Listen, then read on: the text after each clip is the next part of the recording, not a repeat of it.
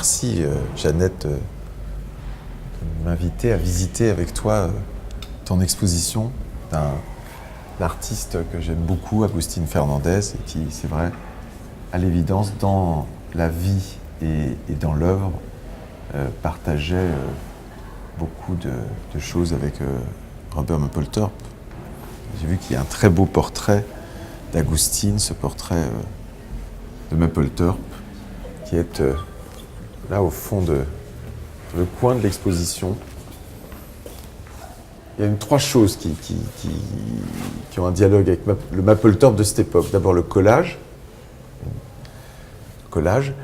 avec à la fois des photographies.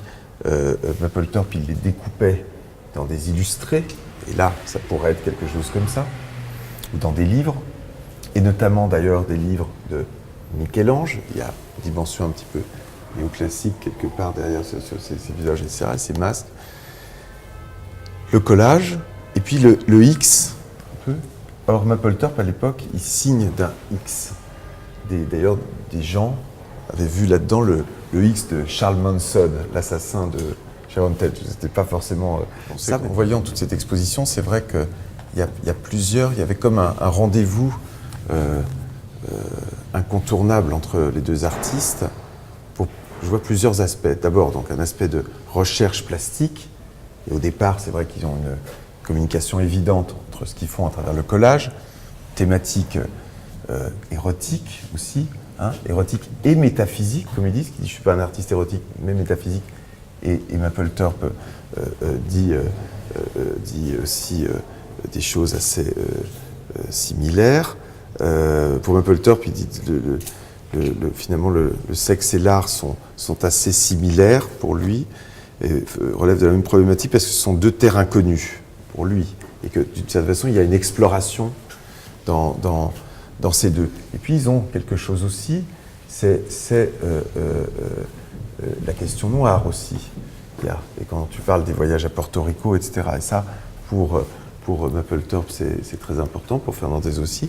Et puis, dans tout ça, il y a quand même donc ce rapport au corps qui est essentiel dans les deux, et qui les singularise dans le reste de la scène américaine où ils sont à l'époque, parce que ce sont quand même deux artistes catholiques dans un monde protestant, puritain.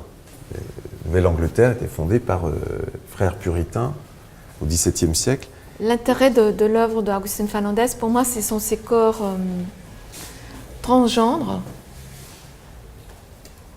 Ces corps, on ne sait pas, féminin, masculin, dans la mutation, dans la transformation. Et je voudrais dire ces corps en métamorphose. Robert Mapplethorpe, lui, c'est un acting out, n'est-ce pas? Non, mais il est aussi. Je pense que les deux, ils questionnent leur œuvre habite le corps et la question du corps. Ils sont complètement là-dedans. Et ça, c'est leur spécificité. Et le corps est partout.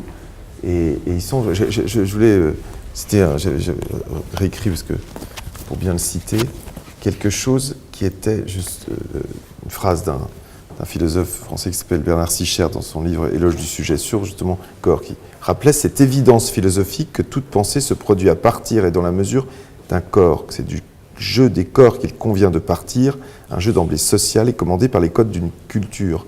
Et là, en l'occurrence, je reviens là-dessus, ils sont dans une autre culture, une culture artistique, mais une culture aussi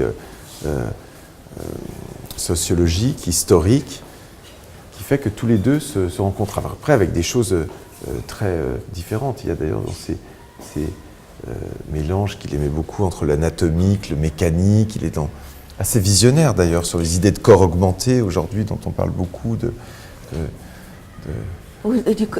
cyborgs, en fait, des cyborgs, des androïdes, des choses comme ça. C'est assez fascinant de voir ça. Et c'est fascinant parce que je pense ils commencent tous les deux par des collages qui intègrent des photos, des éléments, et il y en a un qui va aller vers la photographie, et même radicale, c'est-à-dire la moins travaillée, puisqu'il va commencer par des polaroïdes, c'est ça qui va le rendre célèbre. Et l'autre qui va développer une peinture, somme toute, travaillée de façon classique, dans sa facture, comme ça. C'est assez intéressant, tout en étant en lien, l'un et l'autre ont pris des chemins In- radicalement différents. Mapplethorpe, sa première exposition avec en tout cas les sexes et les fleurs d'ailleurs, en 77, il met un sexe, une fleur, un sexe, une fleur, des choses comme ça. Et il dit, un pénis et une fleur, c'était son pitch, c'est la même chose. Et il joue sur des natures mortes très organiques et des corps qui ressemblent à des morceaux de corps comme ça, qui détachés de l'ensemble du corps, justement, de cette façon perdent un peu leur dimension totalement sexuelle et deviennent comme une fleur. De Mapplethorpe, il nous oblige à partager un acte qui aurait dû être intime, privé, et dans ce cas interdit, à voir ce qui nous répugne et que nous sommes obligés de regarder.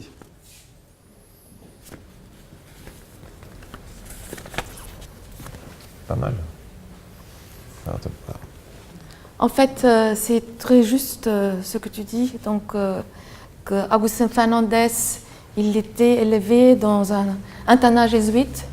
Donc, la sublimation, les sévices, la culpabilité me semble apparente dans son œuvre. L'écrivain de référence de Mapplethorpe, c'est Genet. Jean Genet, c'est quand même celui qui dit que son programme poétique est de poser ses couilles sur un plateau bien en évidence, puisqu'il dit « la chair est le moyen le plus évident de certitude » et qui veut faire des romans qui sentent la sueur, le sang et le sperme.